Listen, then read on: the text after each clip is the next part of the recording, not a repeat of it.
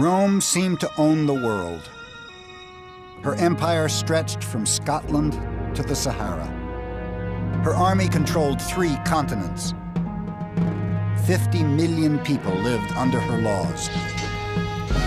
Rome's empire was the greatest political prize the world had ever seen. This is the story of those who would do anything to win it.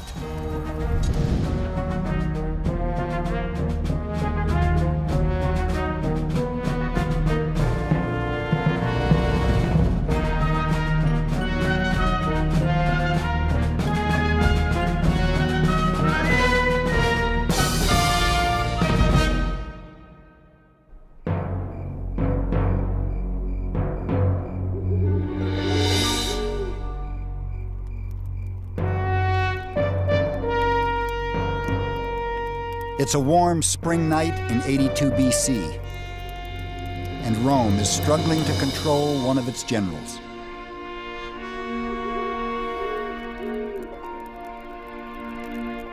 Lucius Cornelius Sulla has camped 50,000 soldiers just outside the city to intimidate his opponents in Rome.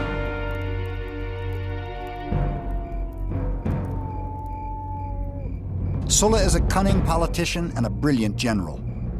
He's returning from a successful 4-year campaign in the East and is used to getting his way.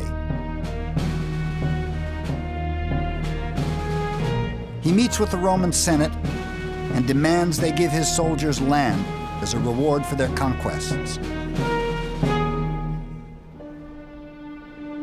For the first time in Roman history, a general is bullying the government.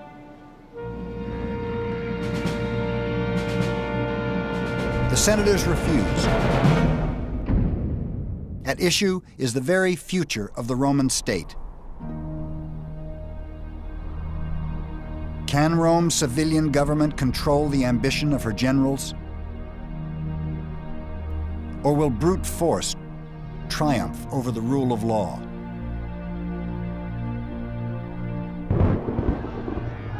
That night, Sulla posted his answer.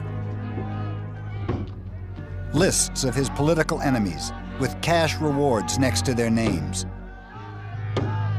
Sulla had tried to persuade his opponents. Now he promised to kill them. It was a bloodbath. Thousands died.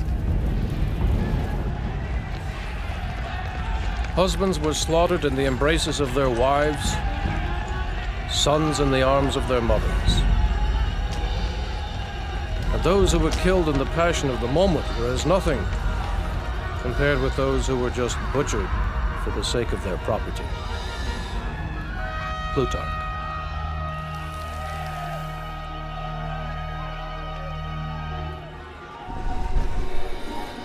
Sulla's reign of terror only lasted 4 years, but a fatal precedent had been set.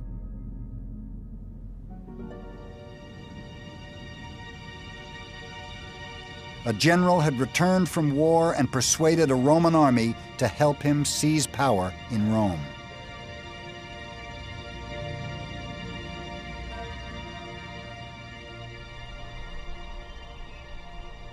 Yet 400 years earlier, Romans had dreamed of something very different. When Rome was nothing more than a village on the banks of the river Tiber, Romans made a revolutionary commitment that would change the course of history. After years of tyranny under Etruscan kings, they dreamed of a government based on restraint, trust, and the rule of law. In 509 BC, they created the Roman Republic, the world's first representative government. SPQR, Senatus Populus Quae Romanus. The Senate and the people of Rome was its motto. The Republic was a bold experiment in communal government. Wealthy and poor farmers agreed to share power. The rich served as Rome's leaders, the poor as her soldiers. In return, everyone had a say in how the government was run. Romans knew the key to the Republic's success was responsible leadership. And in Gaius Quintius Cincinnatus, they found a legendary role model. The Senate granted Cincinnatus, a Roman landowner, absolute power to defend Rome from an aggressive local tribe. He accepted the position and defeated the enemy. 14 days later, he voluntarily resigned and humbly went back to work on his farm.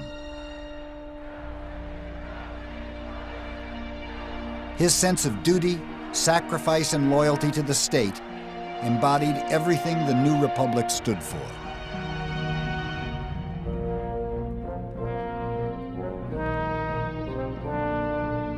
The Roman Republic has served as a model for Western democracies ever since. Everything from its public architecture to its political rituals is strangely familiar.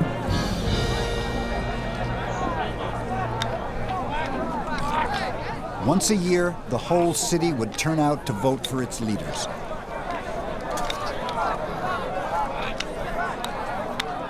Competition for the consulship, the most important public office, was intense.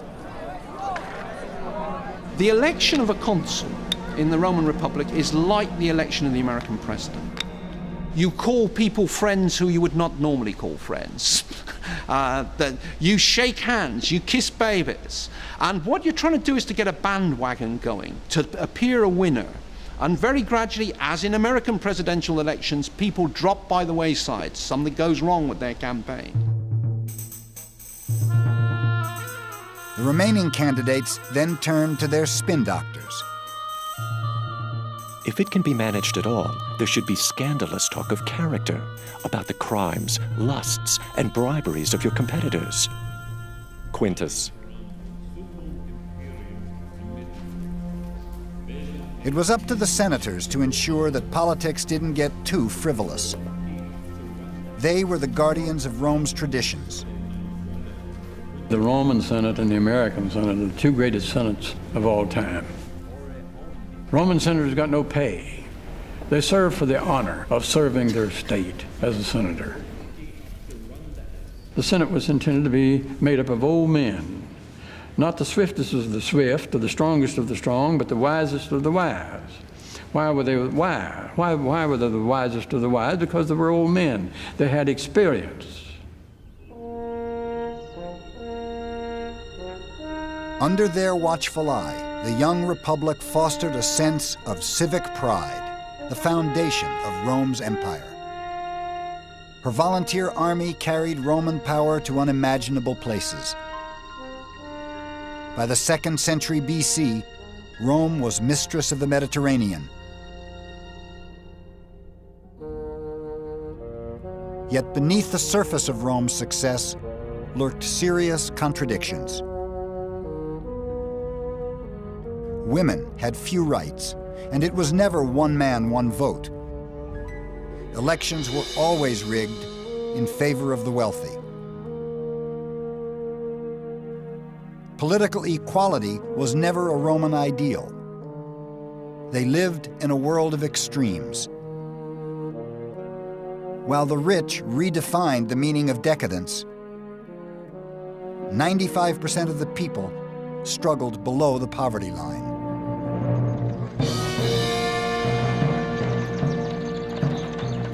This social imbalance would fuel the most disruptive tradition in Republican Rome: patronage.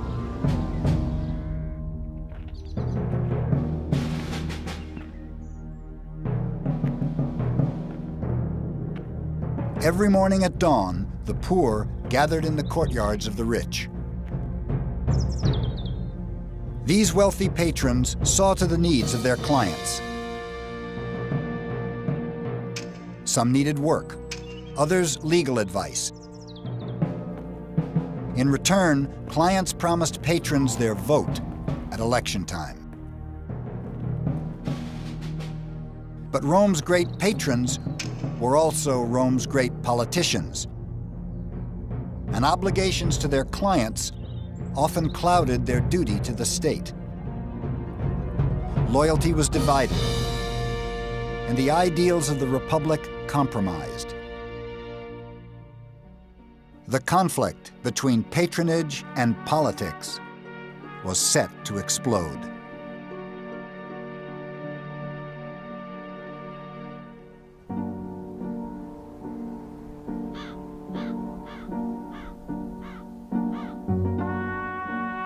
A small group of wealthy families ruled Rome. Notoriously conservative, they protected their own interests and quietly resisted reform, until one of their own broke the code of silence. Tiberius Gracchus was born to privilege. Grandson of Scipio Africanus, conqueror of Hannibal, and son of Cornelia, an intelligent, ambitious woman who poured her ideals into her two sons, Tiberius and Gaius. She told him she was tired of being called the daughter of her father, Scipio. She wanted to be known as the mother of her sons.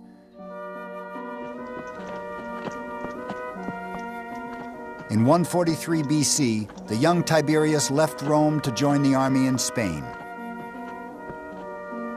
It was a very disturbing journey. While Tiberius was traveling through Italy, he saw for himself how the country had been deserted by its native inhabitants, and how those who tilled the soil or tended the flocks were barbarian slaves introduced from abroad. But it was above all the people themselves who did most to arouse Tiberius's energy and ambitions, calling upon him to recover the public land for the poor. Plutarch. The ambitious aristocrat had found his cause.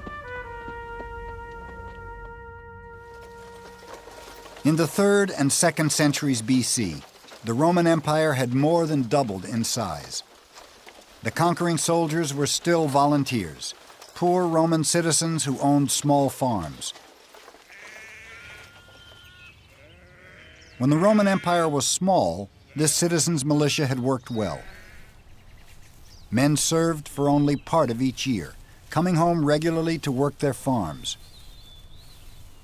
But getting home to harvest became impossible as the empire grew and armies were conquering faraway lands in Africa or Asia or Northern Europe.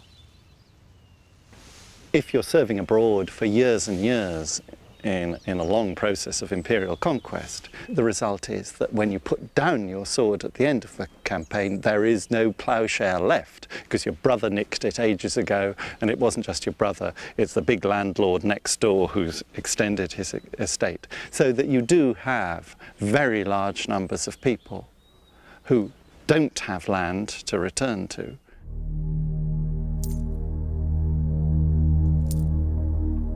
Their new estates netted the Roman aristocracy obscene profits, which they used to buy foreign slaves to work the land.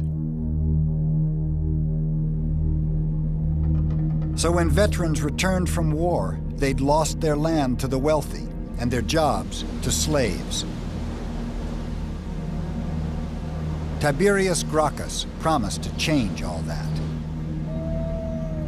The wild beasts that roam over Italy have their dens and holes to lurk in. But the men who fight and die for our country enjoy the common air and light and nothing else. It is their lot to wander with their children, houseless and homeless over the face of the earth. The truth is that our soldiers fight and die to protect the wealth and luxury of others. They are called the masters of the world, but they don't possess a single clod of earth which is truly their own. Gracchus.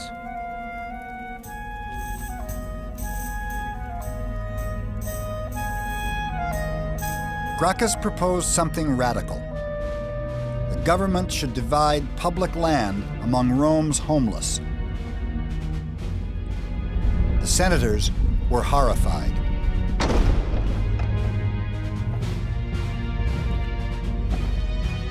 His plan threatened their own huge estates and also their political livelihood.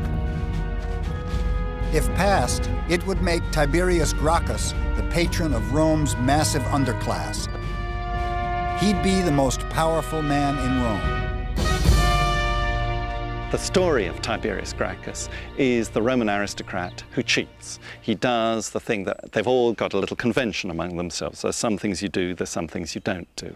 And you don't bust the system by going straight to the people and offering them things.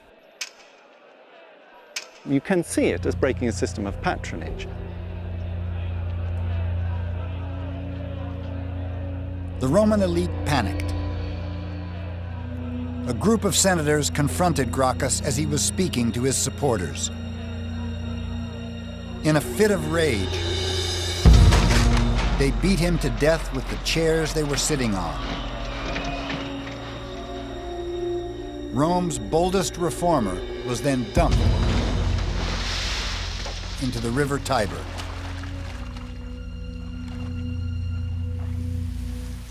Yet Gracchus had revolutionized Roman politics. By championing the needs of the poor, Gracchus had shown how an ambitious aristocrat could outmaneuver his conservative peers. But people power would do more than divide Rome's leaders. Ultimately, it would threaten the Republic.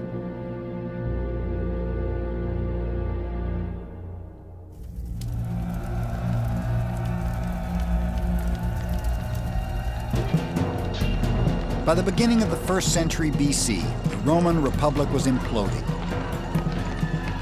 Roman values were under siege. Slave revolts stunned Sicily and Italy. Something had to give. The collapsing republic found an unlikely supporter. Born in a wool-dyeing shop in central Italy in 106 BC, Marcus Tullius Cicero dedicated his life to opposing the greed and violence that threatened his world. He was a self-made man, earning a name for himself as an orator and lawyer in Rome, relying on his eloquence and intelligence to outwit wealthier opponents. Cicero believed the key to the Republic's future was in her past. There, Cicero saw the image of Cincinnatus and the ideals of restraint and self-sacrifice he embodied.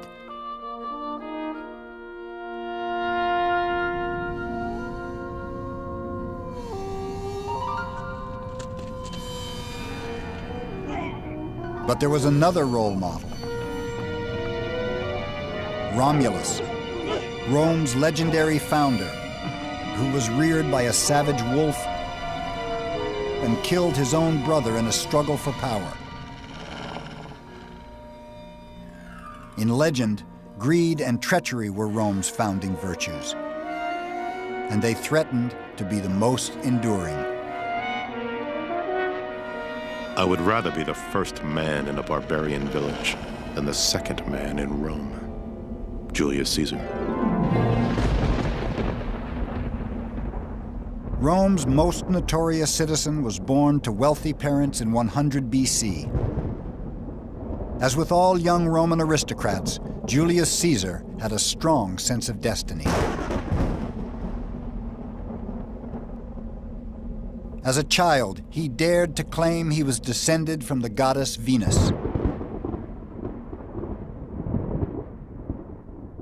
Caesar's first official post was as a military officer in Spain. There, the 30-year-old Caesar stared at a statue of Alexander the Great. How had he achieved nothing, he wept, when at his age, Alexander had conquered the world?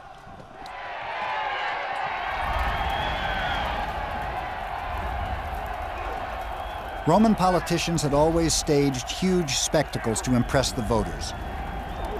In 63 BC, Caesar outdid them all. 640 gladiators fought to the death at his first public games. It was an unprecedented display of power. He was lavish in his spending. He purchased a short-lived fame at great expense. Plutarch. But Caesar knew there were two secrets to gaining power in Rome. One was playing to the people. Commanding a successful army was the other.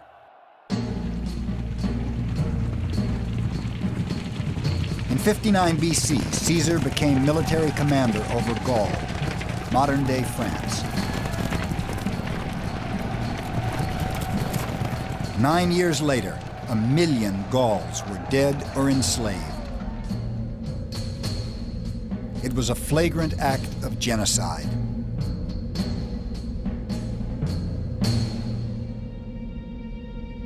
Caesar would now summon the ghost of Sulla, Rome's first warlord. Like Sulla, Caesar was returning from war with an army loyal to him, not Rome. Like Sulla, Caesar wanted something the Republic could never allow. In January 49 BC, Caesar committed the ultimate act of treachery. Following in Sulla's footsteps, he persuaded a Roman army to cross the Rubicon and march into Rome. The monstrosity of Caesar's character is concealed in his gay and friendly manner. No one knows what to do. If we resist, there will probably be bloodshed. Cicero. The Senate quickly chose Pompey, conqueror of the East, to defend the Republic. But Caesar wanted absolute power, even at the price of civil war. Rome's two greatest generals met in Greece. Brother against brother, eagle against eagle, flag against flag. Citizens, what is this madness? Lucan. Pompey was no match for Caesar and his brutal fighting force. He fled to Egypt, but was eventually captured by Caesar's spies. The fate of the Republic hung in the balance. But Caesar had other things on his mind. In Egypt, in 48 BC, he met the young Queen of the Nile, Cleopatra. They fell in love and had a child. Cleopatra persuaded Caesar to help her overthrow her brother and gain the throne of Egypt. Then, in 46 BC, she accompanied Caesar back to Rome. Cleopatra represented for the Romans every threat you can imagine. She was African, a woman, beautiful, she was powerful. You find her seducing Julius Caesar. Julius Caesar, right, who conquered the Gauls, who was this great soldier, who was this politician, who wanted to be the dictator in Rome. Cleopatra reminded them of their vulnerability, and that frightened them very, very much.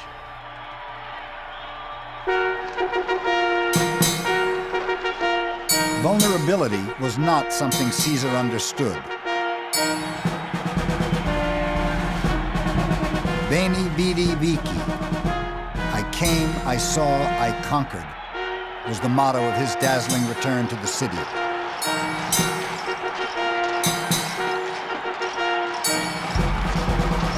That evening, he threw a banquet for 22,000 of Rome's poorest citizens. Hypnotized, the people did the unthinkable. They voluntarily voted Caesar the absolute powers of a dictator.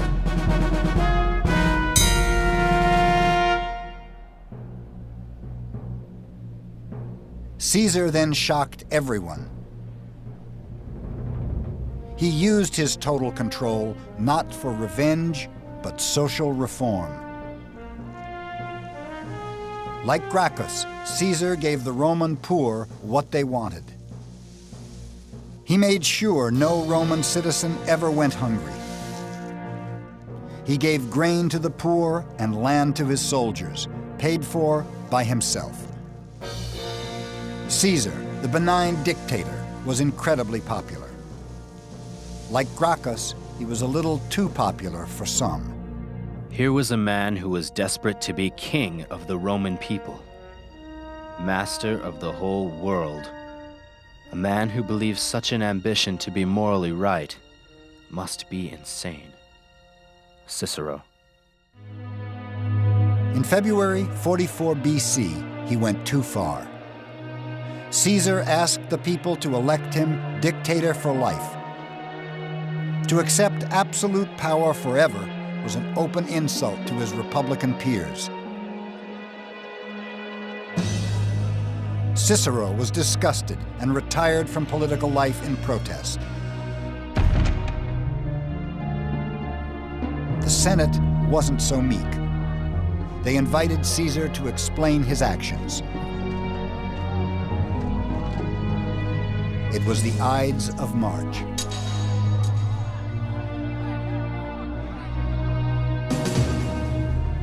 By mid-morning, the crisis was over. At the foot of a statue of Pompey lay Caesar's body, stabbed 35 times. Rome's poor were outraged. At Caesar's funeral, they lit torches from the pyre and set fire to the houses of the assassins. That night, a comet blazed across the sky. It seemed an omen. Julius Caesar, the champion of the poor. The citizens of Rome declared him a god. That changed everything. For the poor had made it clear they valued the gifts of a dictator more than the empty promises of a republic. You could get rid of Caesar, but you couldn't get rid of Caesarism. As Cicero says at one point, it's a strange thing, we've killed the man and confirmed everything that he's done, because you couldn't do away with it. And in fact, those last years after Caesar's murder are not about the destruction of the Republic. The Republic was destroyed by Caesar. It's simply about who's going to replace Caesar. Two rivals came forward to vie for the dead dictator's absolute power. Octavian, Caesar's 18-year-old son-in-law and heir, and Mark Antony, Caesar's closest friend and ally, no stranger to the politics of intimidation. In 43 BC, Antony raised an army and surrounded the Senate. The Republic was once again under siege. Cicero came out of retirement to attack Antony. He thought Octavian was the Republic's last chance. Cicero confronted Antony in the Senate. Your ambition to reign is as fierce as Caesar's. I would gladly offer my own body if my death could redeem the freedom of our nation. Antony took Cicero at his word, and 2 months later, his thugs murdered the Republic's boldest defender. His hands were cut off and put on public display in Rome. Its conscience dead, the Roman Republic was in crisis.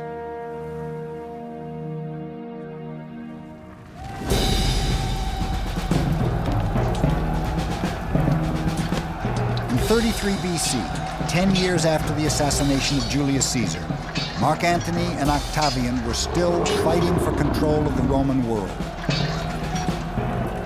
The ghost of civil war was back. The Roman people were desperate for a change.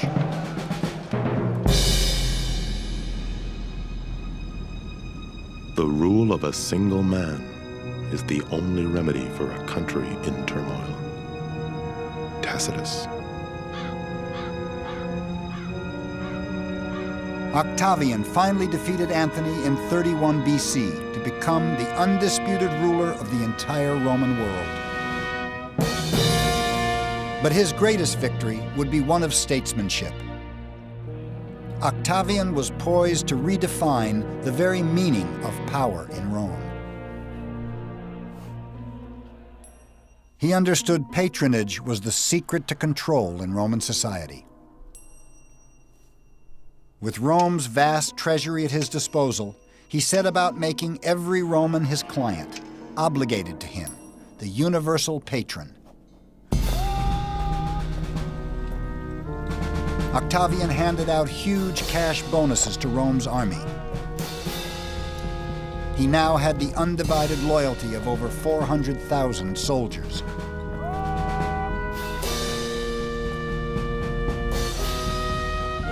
He then played to the people like never before, increasing the grain handout and building huge aqueducts to bring fresh water to Rome's poor. Octavian then focused on the most important ritual of all. He staged the most lavish games Rome had ever seen. Wild beasts and gladiators fought for days in the packed arena. Seduced, the people voted him all the power he asked for.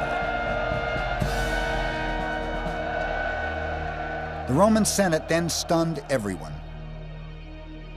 In 27 BC, they allowed Octavian what they had denied Caesar, the constitutional right to absolute power for life.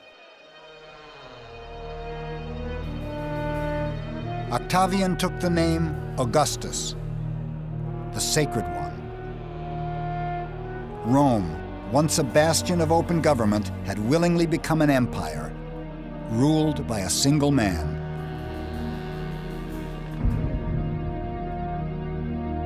Octavian Augustus had become the Roman Empire's first emperor.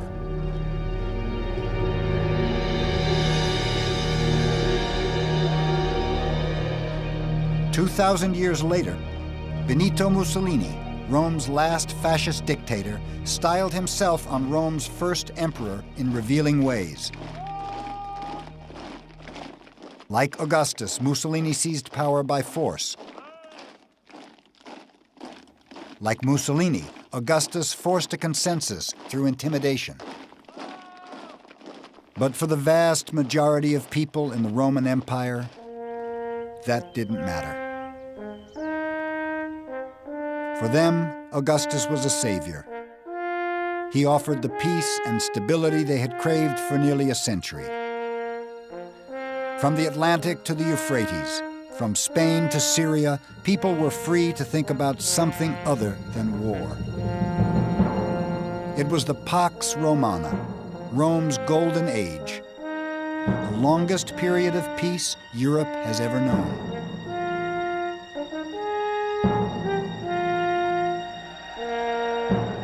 Yet the architect of peace would never enjoy his own triumph.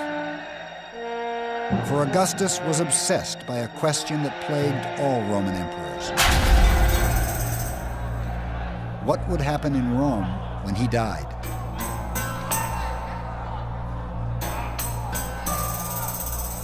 The dilemma of dynastic succession would haunt Augustus for the rest of his life.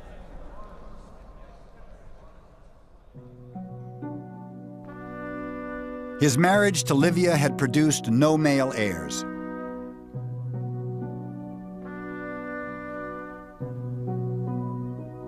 The burden of producing one fell on his young daughter, Julia. Augustus carefully selected her partners.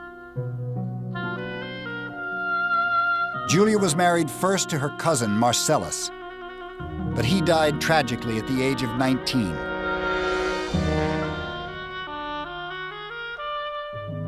She was then married to Marcus Agrippa, her father's military advisor. He was 30 years older than her. He died too. Finally, Julia was paired with Tiberius, her own stepbrother.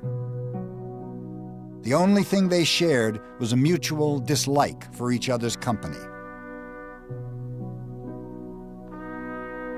Poor Julia was overwhelmed by the arranged marriages. Inevitably, she looked elsewhere for intimacy. Rome's gossip mongers had a field day. His daughter was shameless beyond imagination. She had been accessible to scores of lovers. The very forum in which her father had proposed a law against adultery she had chosen for her debauchery. She daily resorted to the life of a whore, selling her favors to even unknown lovers. Seneca. Augustus was trapped. 10 years earlier, he'd passed draconian laws banning adultery, on punishment of exile or death. The emperor was forced to banish his own daughter to an island off the coast of Italy.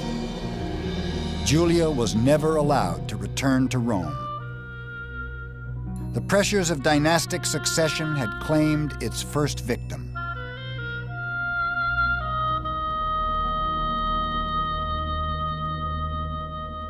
Rome's first emperor eventually died in 14 AD at the age of 76. He'd ruled Rome peacefully for over 40 years. I restored, I completed, I built, I gave. Augustus.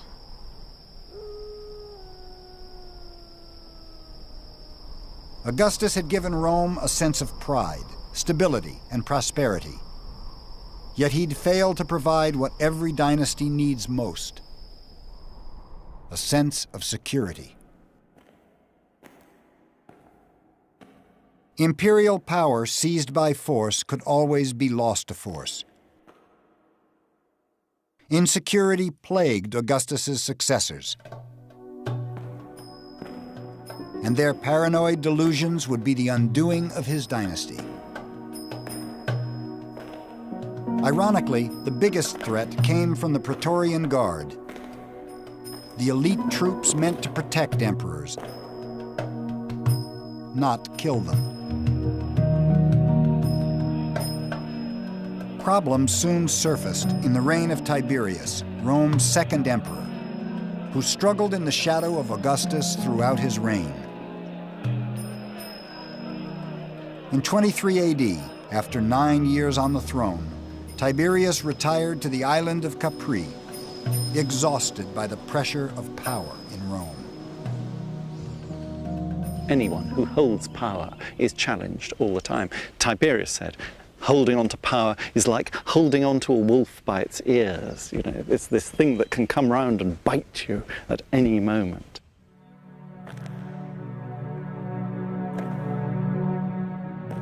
Tiberius left Rome in the care of Sejanus, his trusted Praetorian commander. But Sejanus did not want to help the emperor. He wanted to be emperor. And with Tiberius away from Rome, he played on the emperor's paranoia. Sejanus told Tiberius conspiracies existed all over Rome, but they were just a smokescreen to justify the murder of anyone who stood between him and the imperial throne. He even imprisoned the emperor's family. Oblivious, Tiberius made Sejanus his co-consul in 31 AD. The truth finally reached Capri. The emperor acted quickly. He invited Sejanus to the Senate, promising a promotion. But it wasn't a letter of promotion. It was a warrant for his arrest. Sejanus never made it to trial. His treachery highlighted a fundamental problem in imperial Rome. Everyone knew that the Praetorian Guard watched over the emperor. But who watched over the Praetorian Guard? Tiberius responded just in time. Caligula, his successor, wouldn't be so lucky. Rome's third emperor was notoriously brash, particularly towards the Senate. But Caligula is best remembered for another relationship. With his racehorse, Incitatus. The emperor gave the horse a marble house and an ivory bed. He regularly invited the horse to dinner in the imperial palace and even threw huge parties for him. But Caligula topped everything when he recommended his horse be elected consul, the leading magistrate in Rome. To some people, it was more than the whim of a madman. Say you're sitting in the White House, and as usual, Congress is being difficult. And you want to say, I want to go in front of the American people, and I want as president to demonstrate my contempt for Congress. And how am I going to do that? I'm going to make my dog a congressman. I'm going to say to the American people, I value the Congress and what they have to say as much as I do what my dog says when it barks. So when Caligula made his horse a consul, that's a fantastically clever political insult to the Senate. Rome's rich and powerful were not so impressed. On the 24th of January, 41 AD, they bribed the Praetorian Guard to murder the emperor. But they wouldn't have killed Caligula if they knew of the horror to come.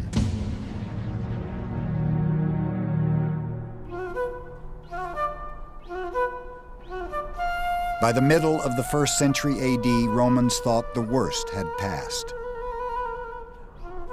Yet Nero, Rome's 6th emperor, would change all that.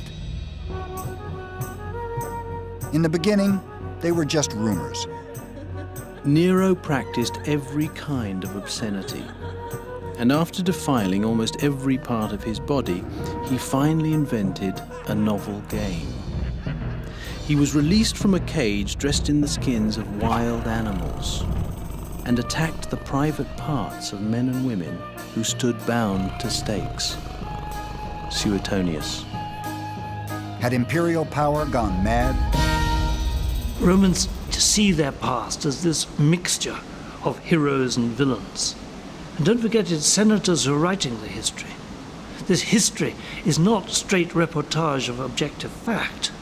This is a political battle between the aristocracy and the emperors. It's in the aristocrats' interest to belittle emperors. They can't belittle them while they're alive. They belittle them while they're dead. But Nero was as much a victim of imperial power as its villain.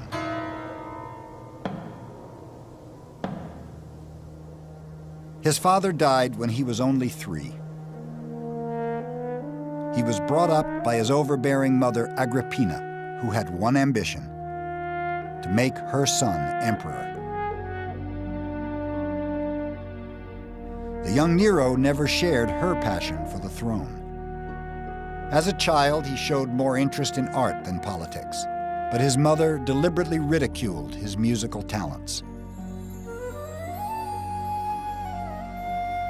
In 54 AD, at the tender age of 16, Nero became an unwilling emperor. He began by doing what emperors were supposed to do.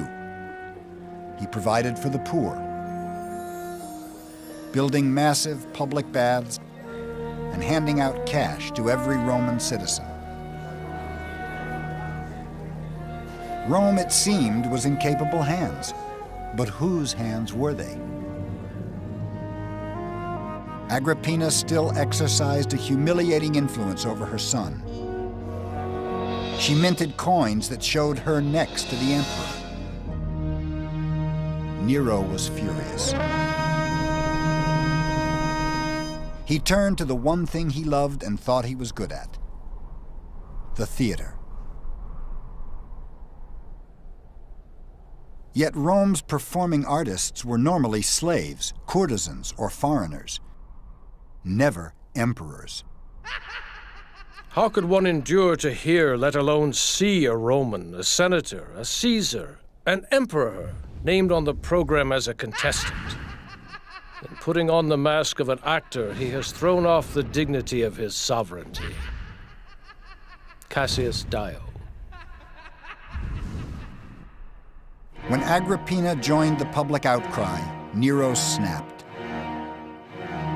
He immediately banished his mother from Rome. But distance did not solve the problem. Agrippina's repeated criticism incensed Nero. In a fit of anger, he asked the Praetorian Guard to silence his mother once and for all. Romans were appalled. It was their first glimpse of the emperor's brooding insecurity. Nero scrambled to resurrect his public image. What Nero then does is a very dangerous experiment in playing to the people, because he plays in ways which traditionally have been defined as beyond the pale. To perform as a charioteer is definitely breaking all sorts of status barriers. And yet the charioteers are the pop stars of the day. Nero's antics seem to have saved him.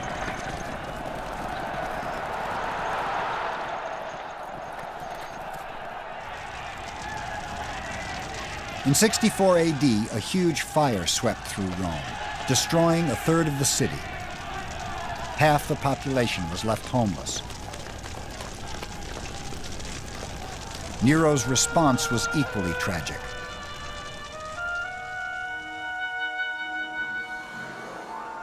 In the ashes of the devastated city, he built a massive 50-acre palace.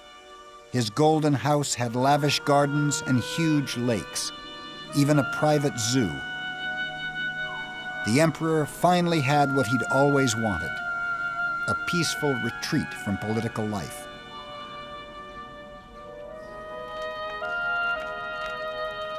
Rumors quickly circulated that the emperor had intentionally started the fire to clear space for his new palace. Nero panicked. He frantically searched for a scapegoat and settled on an obscure cult that had recently arrived in Rome.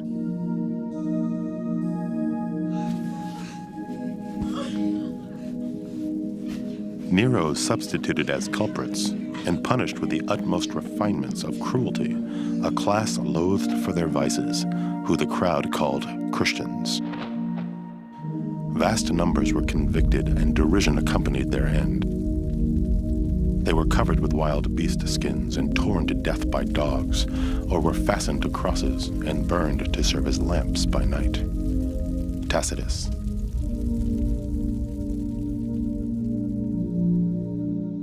Most Romans felt sympathy for the victims. Nero's propaganda exercise had clearly failed.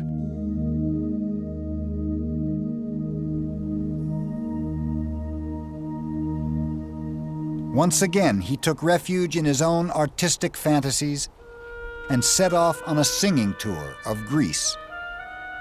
The Greeks alone are worthy of my efforts. They really listen to music. Nero. Not surprisingly, the most powerful man in the world won every competition he entered. The emperor bribed judges and forced audiences to sit through every performance. No one was allowed to leave the theatre during recitals, however pressing the reason.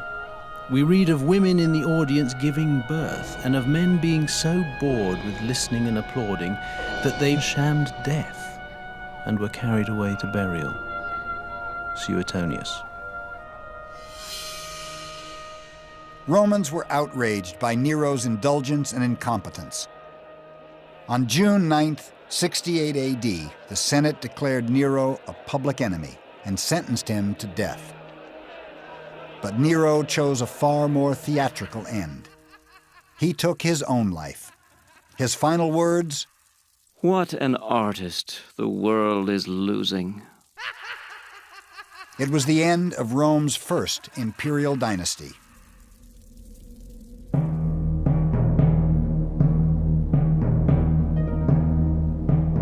Augustus had ruled with restraint. Tiberius had ruled with indifference. Nero hadn't really ruled at all.